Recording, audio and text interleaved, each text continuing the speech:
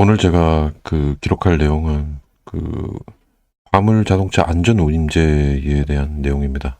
안전 운임제가 무엇인지에 대해서는 관심 있는 분들은 신문이나 뉴스를 통해서 많이 들어보셨을 것 같은데요. 컨테이너 운송 시장에서 어느 업계나 마찬가지지만 표준 운임이라는 게 아마 있을 겁니다.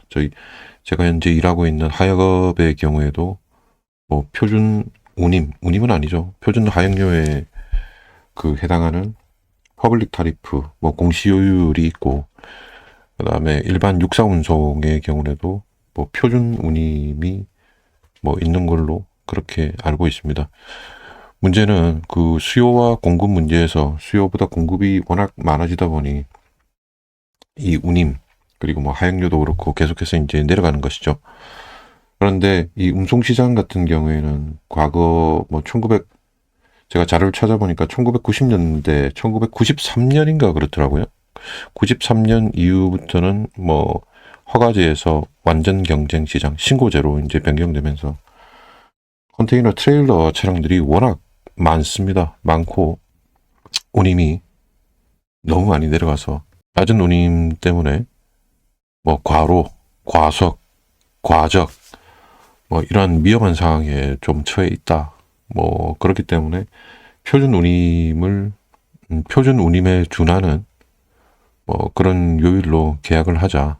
이거를 법으로 조금 강제화하자. 그래서 앞에 안전운임제라는 명칭을 붙인 것으로 그렇게 생각이 됩니다. 이게 3년 1볼제로 이제 끝이 났다가 2026년부터 2028년까지 또 3년간 이렇게 시행이 되게 되었는데요.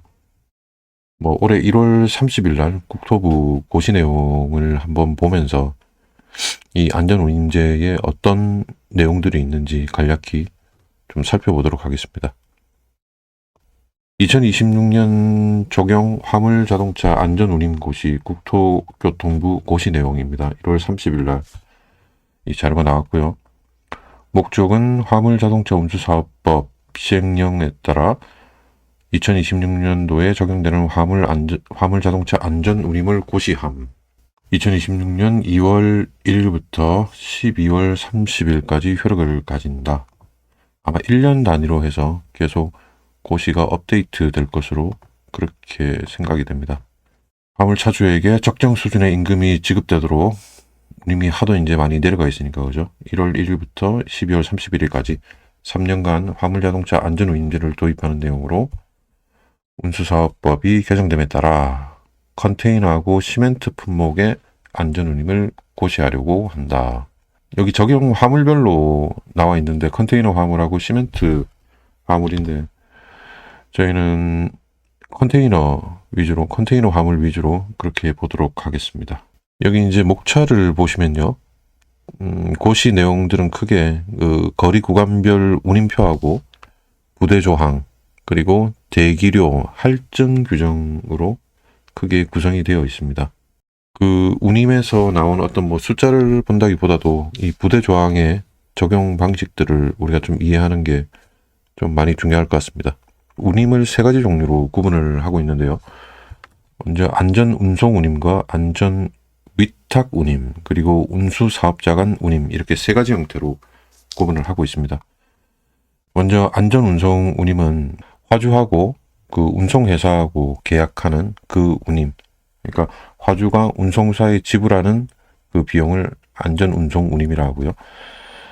안전 위탁 운임은 운송회사에서 실제 운송하는 기사님들한테 지급하는 운임을 안전 위탁 운임이라고 하고요. 그리고 운수 사업자 간 운임. 잘 아시겠지만 차 한 대 없이 화물을 이제 알선하는 알선업 하시는 분들도 계시잖아요. 그죠? 그러면은 1차로 오더를 받아서 이거를 다시 이제 판매를 하는 거죠. 그런 운송 사업자 간의 오더를 이제 다시 되파는 경우에 그런 형태의 운임을 운수 사업자 간 운임 이렇게 세 가지로 정의를 하고 있습니다. 이 3장에 있는 운송 및 규격 형태에 따른 운임 적용은 조금 실무적인 부분들이 많기 때문에 좀 시간이 걸리더라도 좀 몇 가지 좀 구체적으로 좀 읽어보면서 넘어가도록 하겠습니다. 복화운송.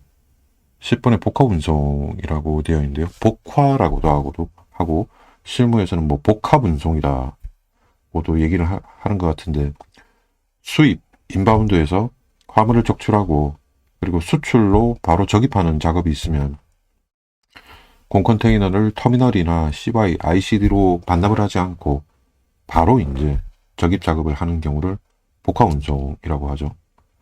그럼 복합운송의 경우에는 왕복운임의 100%를 추가 적용을 하고 복화 사용료 및 추가 발생 비용 등은 각 항목에 따라 적용한다.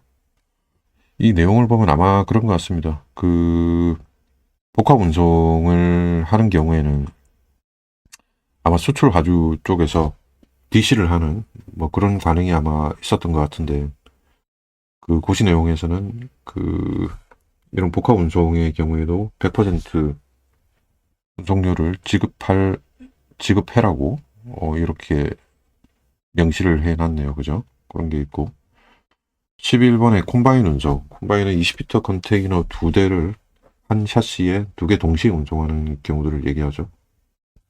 이 경우에도 콤바인 운송 시에는 각각의 컨테이너에 20피터 운임의 100%를 적용한다.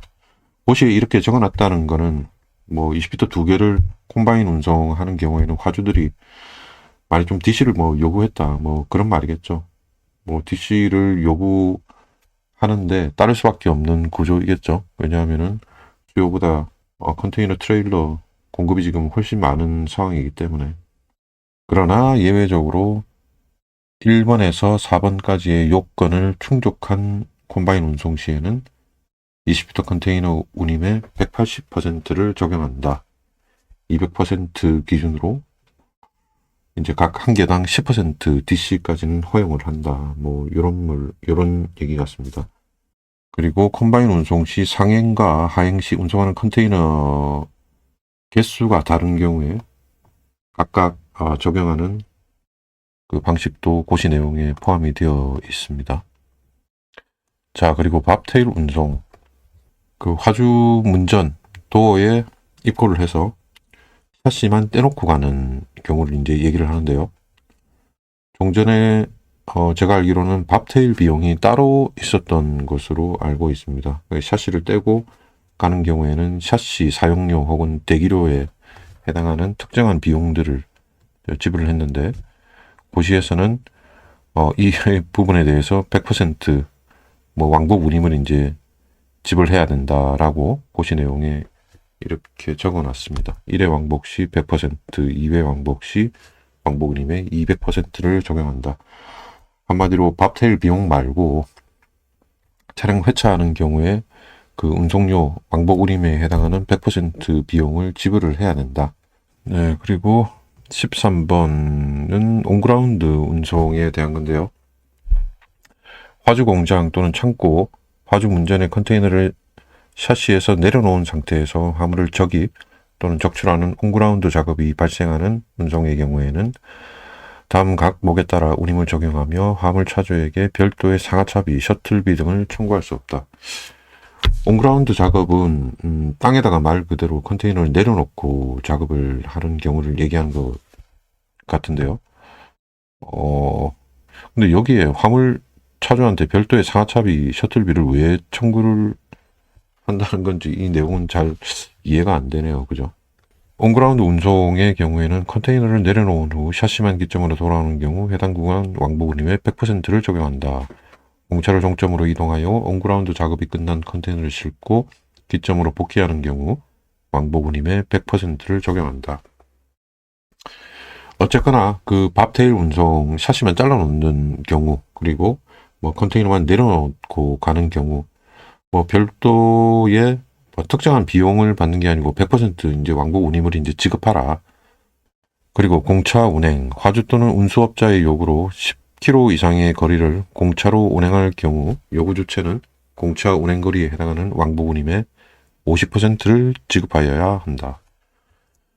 그러니까 그 고시 내용에서 기본적으로 그 왕복 운임을 가정을 하고 있기 때문에 서울, 경기, 인천 지역에 뭐 경인 ICD나 뭐 인천 지역에 뭐 컨테이너를 반납하지 않는 이상 그죠?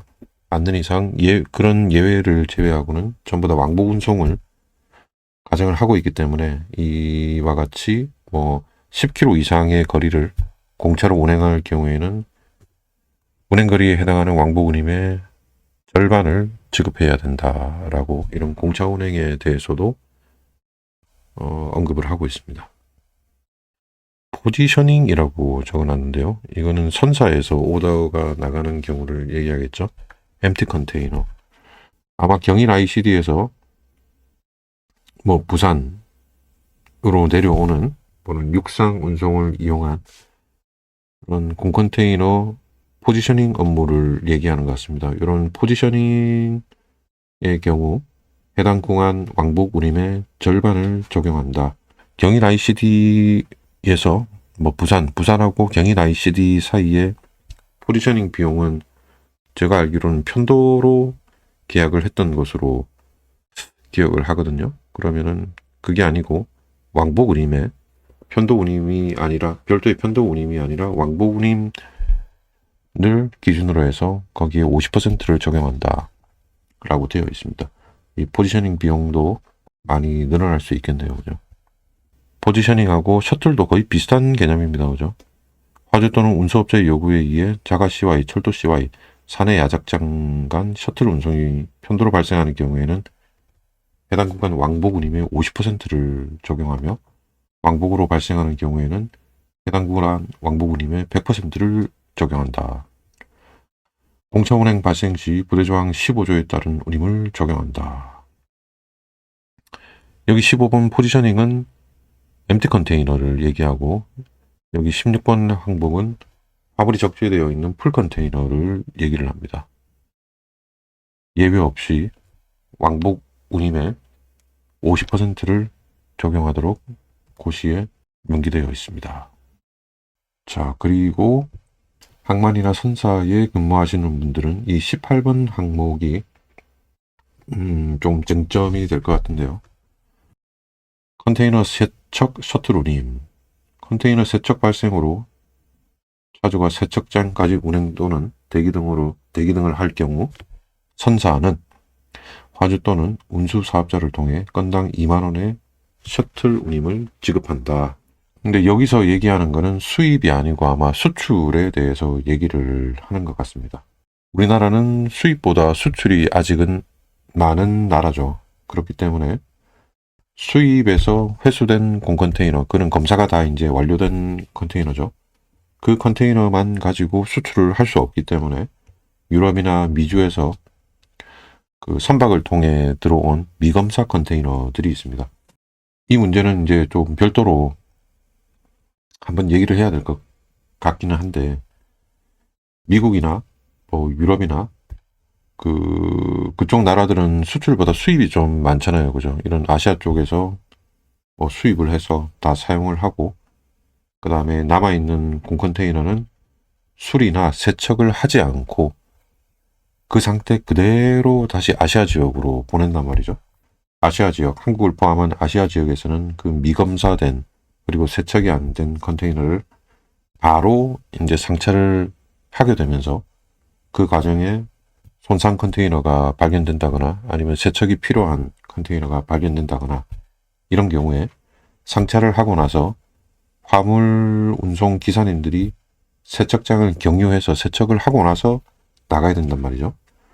선사 입장에서는 이렇게 쓰는 게 당연하다고 일단 생각을 하는데, 그 트레일러 기사님들 같은 경우에는 뭐 이 업무 때문에 뭐 추가되는 시간에 그 시간이 이제 좀 문제가 된다. 그래서 그 해당하는 뭐 돈을 좀 받아야 되겠다. 아마 이런 내용 같습니다. 이건 좀 쟁점이 좀 많이 될 수 있는 부분 같은데요. 그리고 손상 컨테이너 셔틀 운임, 뭐 이것도 아까 제가 얘기한 그 유럽이나 미주 쪽에서 아시아 지역으로 포지셔닝된 해상 운송을 통해 포지셔닝된 미검사 컨테이너를 상차하는 과정에서 발견되는 손상 컨테이너 들을 얘기하는 것 같습니다. 이거는 뭐 트레일러 기사님들도 좀 문제가 되겠지만 사실은 항만에서도 많은 문제가 발생합니다. 손상 컨테이너가 발견되고 나서 그 컨테이너를 교환하는 과정에서 부두 입장에서는 장비 조작료가 추가적으로 이제 발생할 거고 그죠. 컨테이너 안에 사실은 미검사 컨테이너 안에 무슨 뭐 쓰레기나 이런 오물들이 되게 많습니다. 트레일러 기사님들이 이제 치워서 쓰레기통에 뭐 버리는 분들도 있지만 사실 그냥 야대에다 그냥 막 버리는 분들도 되게 많거든요. 그 부두에서 그 쓰레기 처리하는 비용들도 사실 만만치 않습니다. 그리고 컨테이너를 교환하면서 뭐 장비를 2번이든 3번이든 계속해서 이제 사용을 할 거잖아요. 그죠? 일부 하역사에서는 뭐 선사에 그 비용을 청구하는 경우도 있지만 하역사에서도 이 원가가 사실은 보존이 안 됩니다. 그 청구를 요율이 따로 없기 때문에 그냥 일종의 뭐 서비스 개념으로 그렇게 하는 하역사들이 되게 많습니다. 손상 컨테이너 회차비라는 게 있네요. 화주 운전에 도착한 후 컨테이너 손상이 발견되어 회차 및 컨테이너 교체가 이루어지는 경우에는 선사가 해당 구간 왕복 운임의 80%를 지급해야 한다. 단 화주가 선사에게 요청한 수준의 컨테이너가 운송된 경우에도 불구하고 화주가 회차를 요구한 경우에는 화주가 지급한다. 제가 이 내용을 보니까 이거는 선사도 조금 억울할 수 있다고 생각되는 부분이 여기 보면 화주가 선사에게 선사가 해당 구간 왕복 운임의 80%를 지급해야 된다라고 돼 있는데 기본적으로 컨테이너를 상차하고 나서 이게 그 작업에 적합한 컨테이너인지 화주를 대신해서 터미널에 방문한 그 트레일러 기사님들이 확인을 해야 되는 의무가 사실은 있습니다. 사실은 있는데 이런 걸 하기 싫다는 얘기겠죠. 나는 그냥 운송만 하는 사람이다. 그렇기 때문에 내가 터미널에 딱 들어가면 내가 뭔지는 모르겠는데 그냥 컨테이너를 내 차에다 그냥 실어주면 나는 그냥 그대로 가겠다. 아마 이 말씀 같아요. 그런데 화주가 선사에게 요청한 수준의 컨테이너가 운송된 경우에도 불구하고 자 그러면은 여기가 문제가 되는 게 화주가 요청한 수준의 컨테이너가 운송이 되었다. 그러면은 컨테이너를 뜨고 나서 이게 요청한 수준에 맞는지 아닌지 그 검사를 누가 할 겁니까? 현장에 있는 운송기사님들이 하시겠죠. 요즘 보면 그 화주들이 좀 과도하게 높은 수준의 컨테이너들을 요구하는 경우가 많습니다. 제가 가끔 현장에서 보면 트레일러 기사님들이 사진을 되게 많이 찍으시거든요. 그게 데미지가 있어서 컨테이너 손상이 있어서 찍는 게 아니고 화주 쪽에서 데미지가 없으면 그냥 가져오라 이 정도 수준이 아니라 오래되지 않은 컨테이너 연식이 오래되지 않은 컨테이너를 가져오라고 트레일러 기사님들에게 요구를 하기 때문에 이분들이 뭐 컨테이너 데미지가 없지만 내가 들어가는 작업장에서는 이렇게 오래된 연식의 컨테이너를 사용할 수가 없기 때문에 그런 이유로 계속해서 컨테이너 교환을 하는 경우가 많습니다. 선사에서도 사실은 컨테이너가 좀 오래되면 계속 교체를 하고 그죠 폐기를 하고 새로운 신조 컨테이너를 짓고 뭐 이런 일들이 좀 필요할 텐데 뭐 그러한 일들이 잘 안 되다 보니까 그죠 오래된 컨테이너들을 계속해서 사용할 수밖에 없기 때문에 뭐 이러한 일들이 좀 일어나는 것 같은데 이 부분에 대해서는 제가 봤을 때 트레일러 기사님들이 화주하고 선사 사이에 조금 끼어서 조금 입장이 좀 난처할 수 있겠다라는 그런 생각이 듭니다. 왜냐하면 선사 입장에서는 컨테이너는 조금 연식이 오래되었지만 사용하는 데는 이상이 없다. 데미지가 아니다. 그냥 쓰시면 된다. 이건데 화주 입장에서는 뭐 그런 거는 잘 모르겠고 우리는 무조건 깨끗한 컨테이너를 원한다. 깨끗한 컨테이너를 찾아오십시오. 트레일러 기사님. 이렇게 되는 상황이잖아요. 그죠? 트레일러 기사님들이 화주하고 선사 사이에 조금 끼어있는 그런 경우가 좀 될 것 같습니다. 그리고 전배 운송 운임. 전배. 전배는 일단 전배라는 개념은 그 용어만 우선 설명을 드리면 전환 배치의 줄임말이 전배입니다. 전배. 선사 입장에서 A라는 터미널에 이 배를 붙이기로 했다가 A라는 터미널에 선석이 이제 안 나거나 조금 최선이 걸린단 말이죠.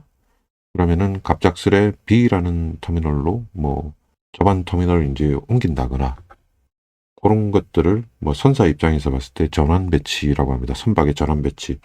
이거를 통상 그냥 전배라고 줄여서 전배라고 부르는데요. 이런 전배가 발생할 때 발생하는 운송 운임, 아마 셔틀을 얘기하는 것 같습니다.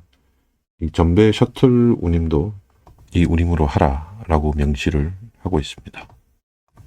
45피트 같은 경우에는 40피트 운임의 112.5%를 적용한다.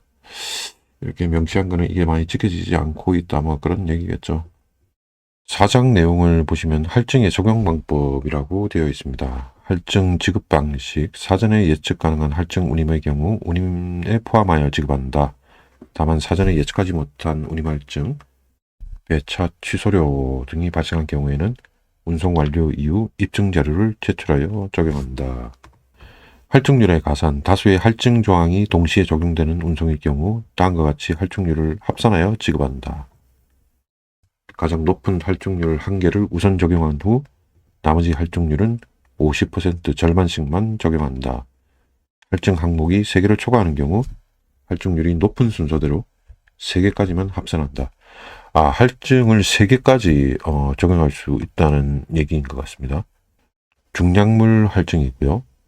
활대품 할증. 활대품이라는 거는 우리가 실무에서 얘기하는 오지 화물, 장착 화물을 활대품이라고 부르는 것 같습니다. 그리고 탱크 컨테이너, 뭐 케미컬류 실는 그 탱크 컨테이너 얘기하는 거죠. 탱크 컨테이너에 대한 뭐 할증률, 플렉시백 컨테이너, 그리고 냉장 컨테이너, 덤프 컨테이너, 그리고 통행 제한 지역에 대한 할증, 험로 오지에 대한 할증도 있고요. 그 다음에 공휴일, 위험물에 대한 할증, 그리고 방사성 물질에 대한 할증, 위험물 칠류가 되겠죠. 칠류, 방사능에 대한 할증, 적재 화물이 위험물의 경우 스티커 부착 등에 대한 고지 의무가 있으며 이를 고지하지 않아 발생하는 문제에 대한 책임은 화주에게 있다. 이 뭐 당연한 거죠. 당연한 건데 이게 그렇게 지켜지지 않고 있기 때문에 고시에 이렇게 적어놨겠죠. 위험물 공장 또는 부두에 직반입할 수 없어 별도의 위험물 장치장에 보관 후 다시 운송을 해야 하는 경우에는 다시 운송하는 거리에 기본 운임과 할증 운임을 추가로 지급한다. 당연한 얘기죠. 당연한 얘기인데 이렇게 안 하고 있으니까 또 고시에 적고 있겠죠. 그 할증 항목 중에 조금 몇 가지만 보고 넘어가겠습니다. 중량물 할증, 과적 때문에 그러겠죠. 컨테이너 내품 무게가 40피트 기준 23톤, 20피트 기준 20톤을 초과할 때 매 1톤마다 해당 운임의 10%를 할증하여 적용한다. 20피트 같은 경우 20톤 이하로 가지고 다니는 짐들이 그렇게 많지는 않을 것 같은데, 그죠? 그러면은 1톤씩 초과할 때마다 10%씩 할증을 한다. 40피트 같은 경우에는 그나마 이제 경량 화물이라서 경량 화물 혹은 이제 부피를 많이 차지하는 화물이기 때문에 모르겠는데 20피트 같은 경우에는 이게 해당하는 경우가 되게 많을 것 같습니다. 그리고 장적 화물, 활대품 할증에 대해서는 폭, 높이, 길이 매 10cm 초과할 때마다 운임의 10%씩 할증한다. 탱크 컨테이너는 30% 할증. 냉장 컨테이너는 컨테이너 발전기가 부착된 차량으로 운송할 경우 장치의 가동 여부와 상관없이 해당 구간 운임의 30%를 할증하여 적용한다. 가동 여부와 상관없이 30%를 할증한다면 이건 좀 안 되겠죠? 가동을 무조건 해야죠, 그러면. MG셋 얘기를 하는 것 같은데, 그럼 전기를 계속 돌려야 되겠죠. 사실 냉동화물 같은 경우에는 발전기 안 달고 다니는 차들도 많은 것으로 알고 있습니다. 단 냉동 발전기가 부착된 샤시를 운수 사업자가 제공한 경우 할증의 50%는 운수 사업자가 수취하며 화주 또는 운수 사업자의 냉동, 냉장 장치 가동 요구에도 불구하고 차주가 냉동, 냉장 장치를 가동하지 않은 경우에는 할증 운임을 적용하지 아니한다. 그렇죠. 냉동 화물에 대해서 그 MG셋을 안 달아도 된다. 안 달아도 된다고 화주 쪽에서 명백히 요청을 한 경우에는 할증 운임을 적용하지 않는다. 라는 의미가 되겠습니다. 통행 제한 지역, 주간에 화물자동차 운행이 제한되어 허가를 받아야 되는 지역으로 운행 시 해당 구간 운임의 30% 이상을 할증하여 적용한다. 공휴일, 화주의 요청 또는 화주의 요청을 받은 운수사업자의 요청에 따라 휴일 또는 대체 공휴일에 작업 또는 운행할 경우 해당 구간 운임의 20%를 할증하여 적용한다. 공휴일에 대해 120%를 받겠다는 얘기죠. 심야 시간 22시에서 이길 06시에 작업 또는 운행할 경우 해당 구간 운임의 20%를 할증하여 120%를 적용한다. 위험물 관련해서는 위험물, 유독물, 유해화학 물질은 30%, 화약유는 100%, 방사성은 200%를 적용한다. 이런 내용들이 되겠습니다. 대기료, 기타 비용 부분입니다. 대기료의 경우에는 운수사업자가 차주에게 우선 지급한 뒤 원인 제공자에게 청구한다. 원인 제공자. 이거는 선자가 될 수도 있고 화주가 될 수도 있고 경우에 따라서는 부두가 될 수도 있겠죠. 크게 차주가 하는 것이 아니고 운수사업자가 원인 제공자에게 청구를 한다. 그리고 차주는 운수사업자에게 우선 돈을 받는다. 이런 얘기 같습니다.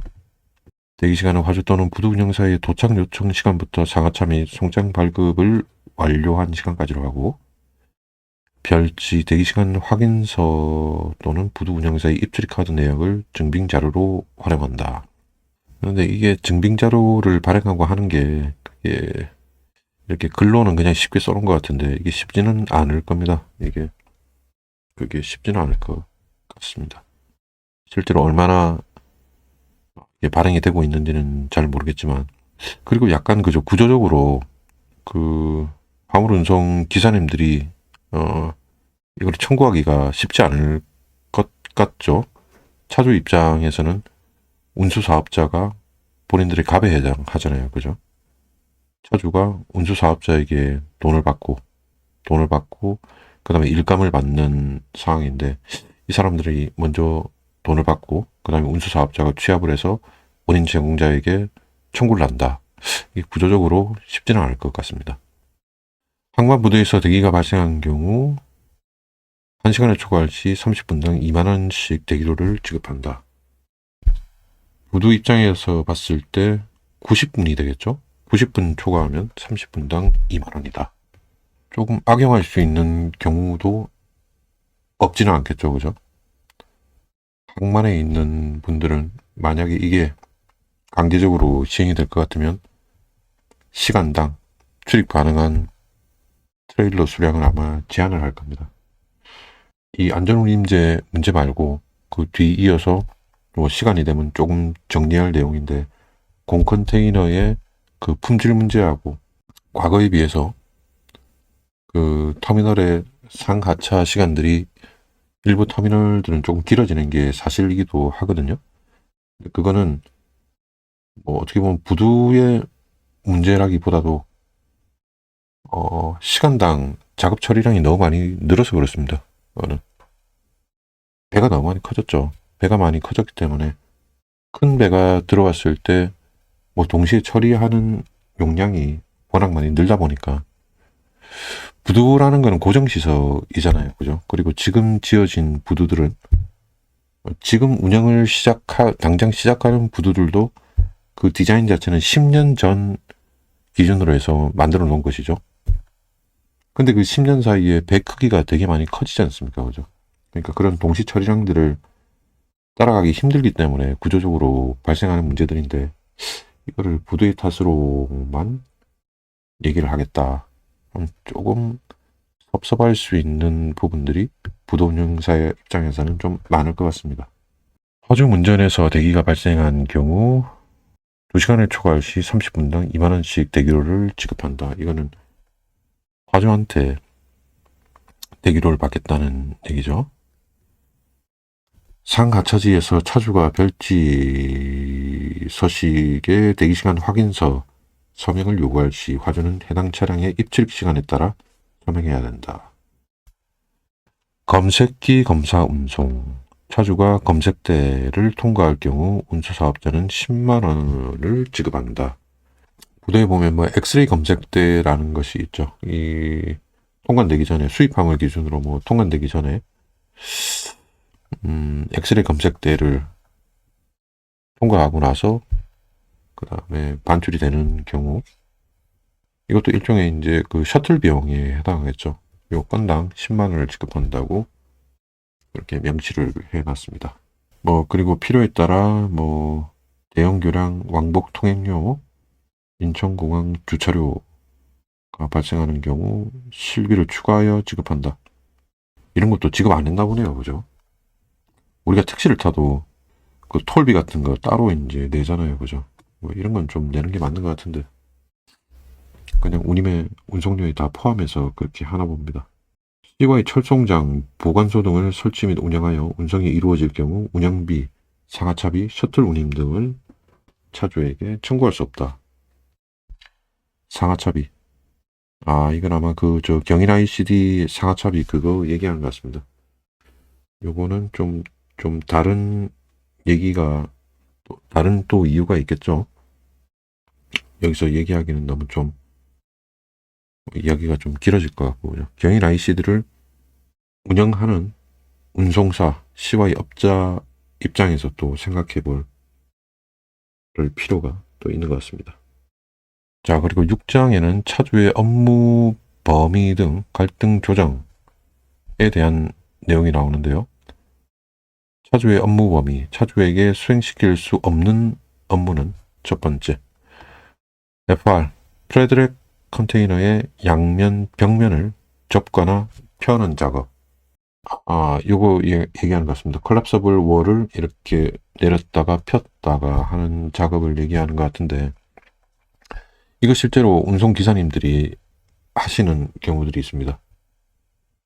제가 근무하고 있는 부두에서는 공식적으로 못하게 다 막고 있는데 그럼에도 불구하고 터미널 게이트를 통과해서 터미널 밖에서 이 작업을 하는 경우들을 제가 종종 보거든요.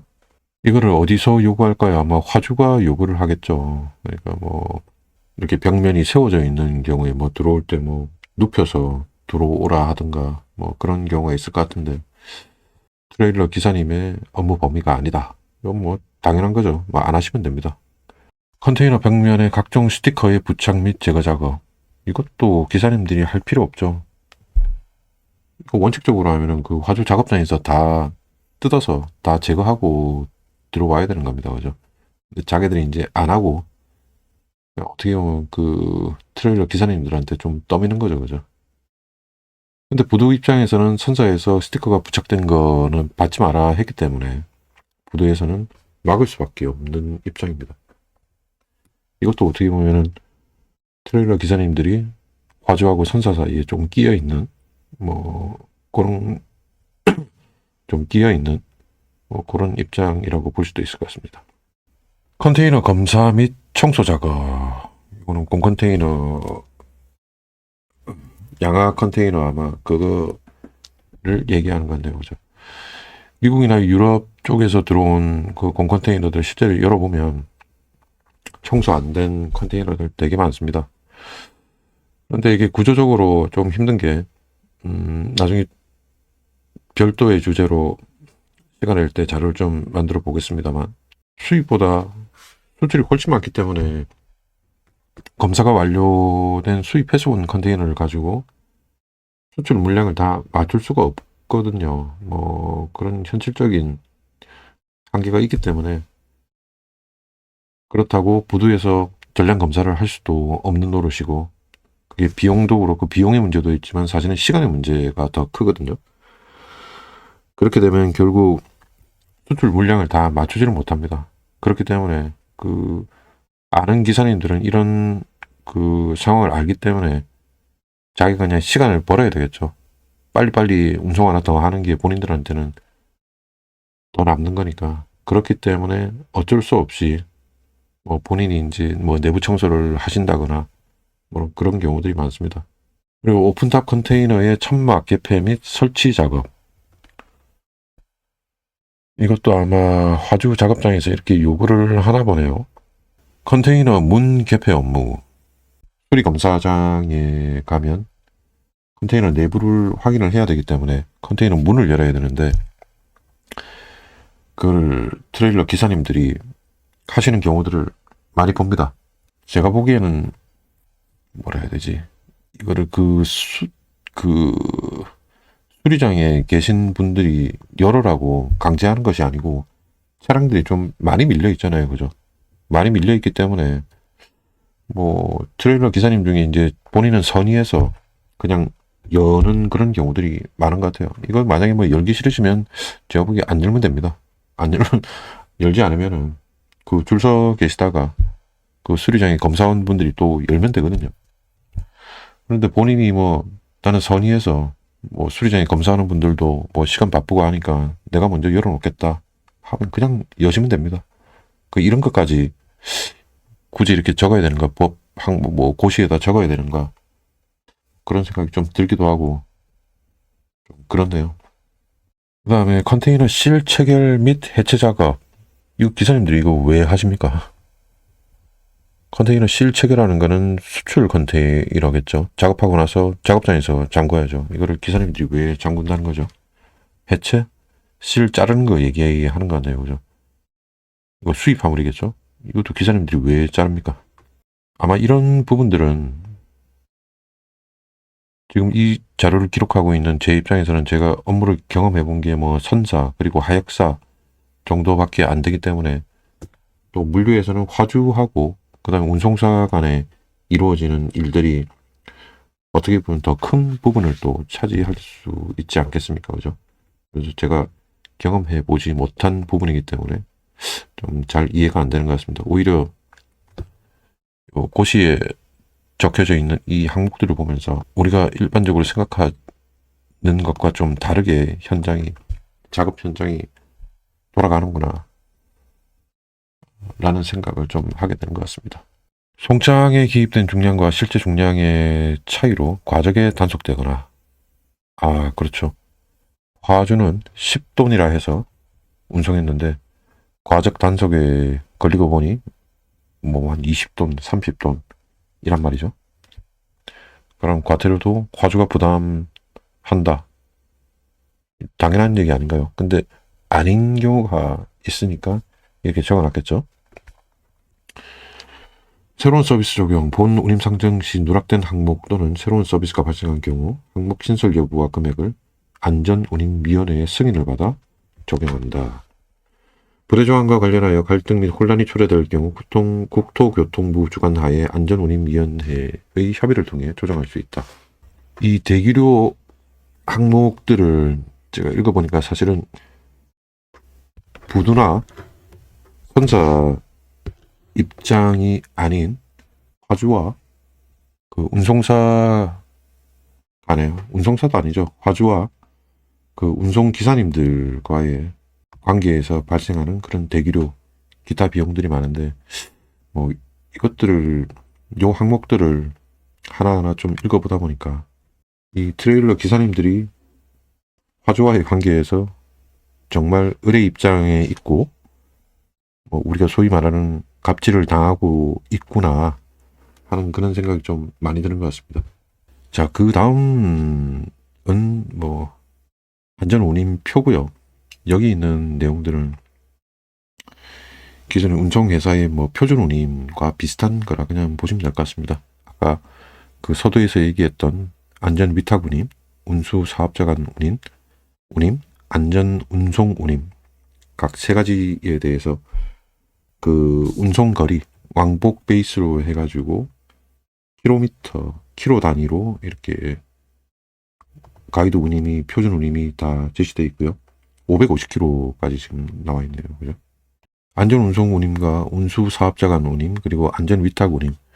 요 세 가지 운임의 차액을 보면, 운송사가 남길 수 있는 마진, 그리고 그 알선업자들 간에 남길 수 있는 마진, 그리고 최종적으로 운송기사님들이 받을 수 있는 수익을 명확하게 명시를 해 놨습니다. 덤핑을 조금 이제 막을 수 있도록 제도적으로 그렇게 가이드를 좀 만들어 놓은 것 같습니다. 이 운임들을 전체적으로 한번 쓱 봤는데요. 운송료가 좀 많이 올랐네요. 그죠? 실제적으로 좀 많은 도움이 될 것 같습니다. 그리고 제 생각에는 사실 뭐 이 정도 표준 운임만 뭐 지켜진다면 사실 앞에서 얘기했던 뭐 대기료다, 할증, 뭐 이런 거는 당연히 지켜져야 되는 부분이고, 대기료나 차주의 업무 범위, 뭐 갈등 조정 이런 항목들은 당연히 지켜져야 되는 부분이겠지만, 운송하시는 분들 입장에서는 또 그렇게 중요하지 않은 부분일 수도 있겠다라는 생각이 또 얼핏 듭니다. 핵심은 이거죠. 표준요율을 좀 지켜달라.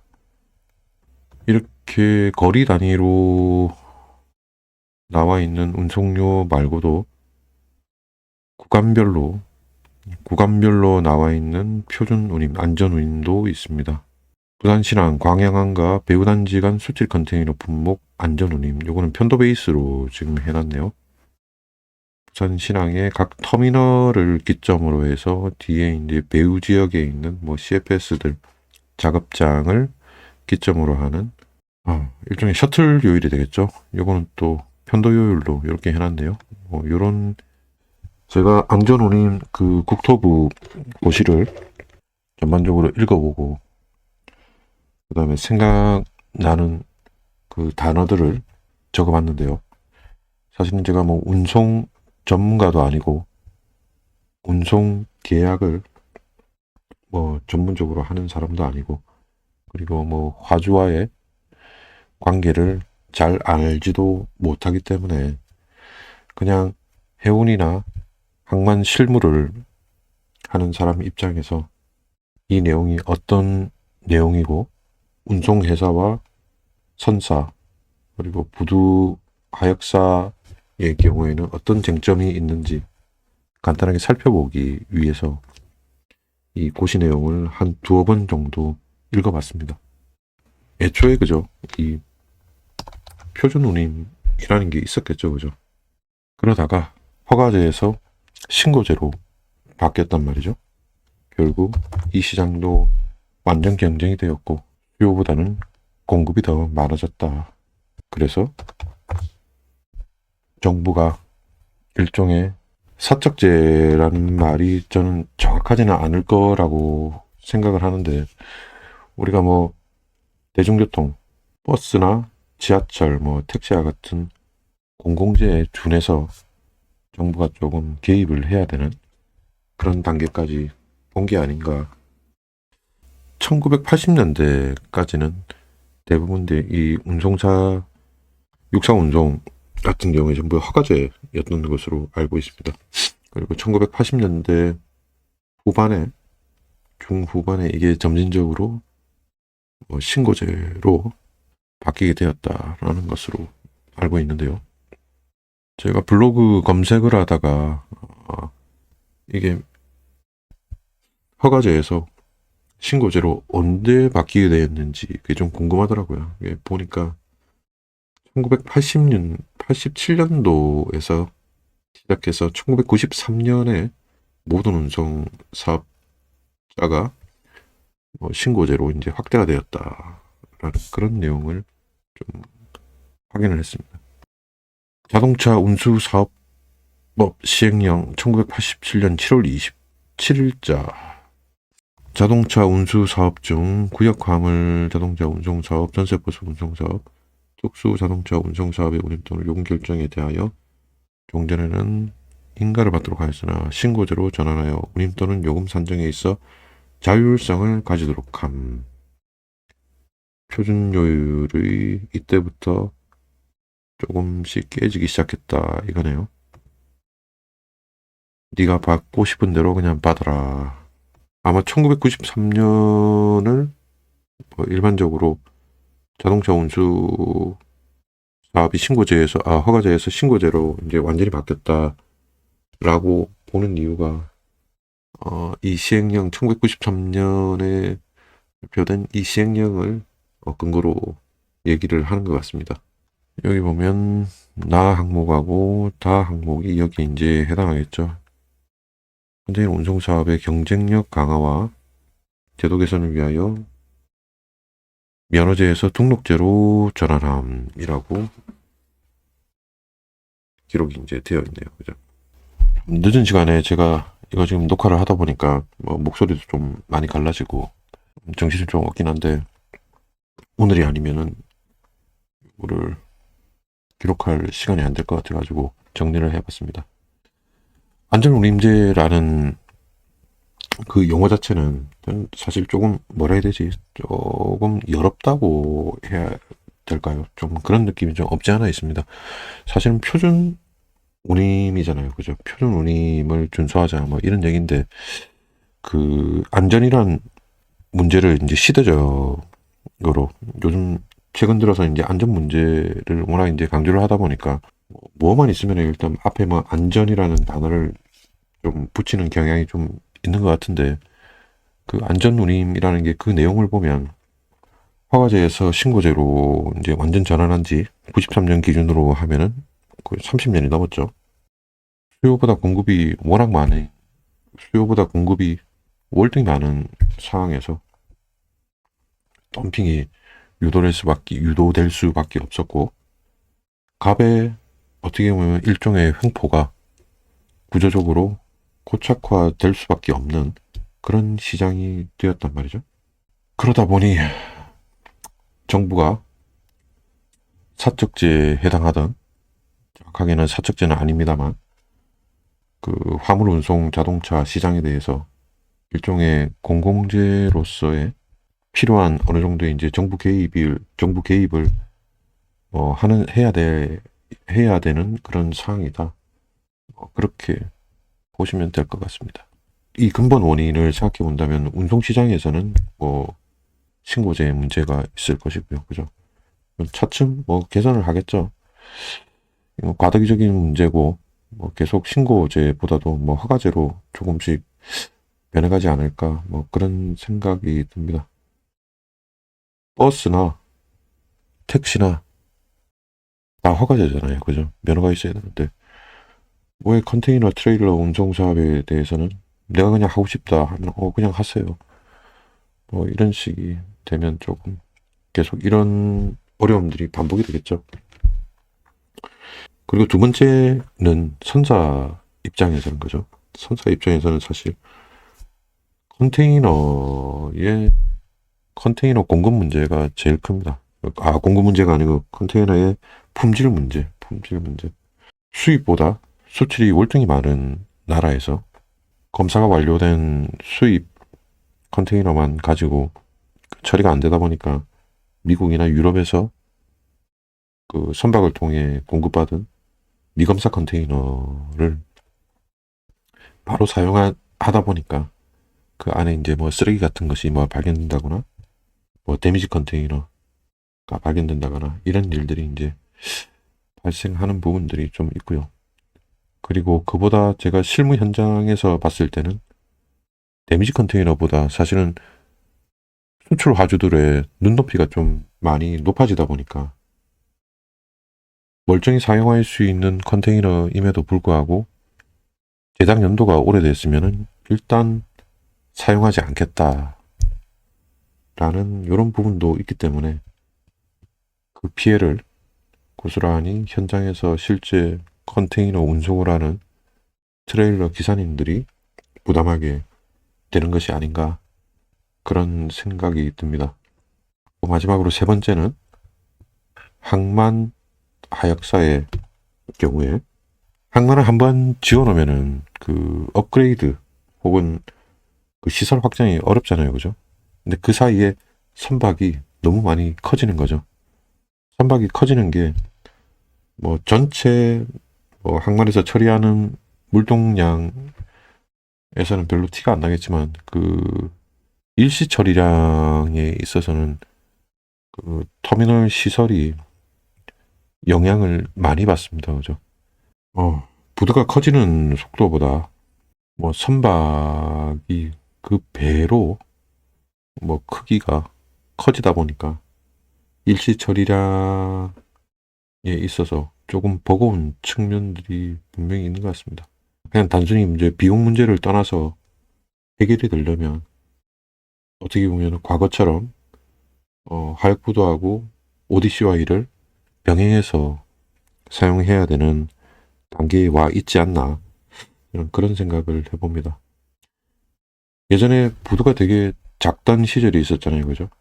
부두의 보관 시설이 부족하기 때문에 배후 지역에 있는 ODCY를 병행해서 사용을 했었고, 새로 짓는 부두들은 이 하역 시설과 그 다음에 ODCY 시설을 다 합한 크기의 일관된 하나의 터미널을 만들어 놨는데 그 사이에 배가 이제 더 커진 거죠. 그렇기 때문에 이걸로도 안 되기 때문에 지금 크기의 선박들을 처리하기 위해서는 여기 터미널에 플러스로 과거와 같이 ODCY를 또 써야 되는 그런 단계에 와 있지 않나 그런 생각을 합니다. 그리고 시기가 지나서 새로 공급되는 터미널들이 있다면 좀 더 크게 만들어야 되겠죠, 그죠? 그리고 전 세계 교역량이 지금처럼 계속해서 조금씩 늘어날 것인지 줄어들 것인지 알 수 없기 때문에 현재로 봐서는 하역부두와 ODCY를 병행해서 사용을 해야 자가차 문제가 개선될 수 있지 않을까 그런 생각을 해봅니다. 하여간 이 공컨테이너 품질 문제와 ODCY 문제는 시간이 될 때 별도의 자료를 만들어서 조금 기록을 하도록 하겠습니다. 이상입니다.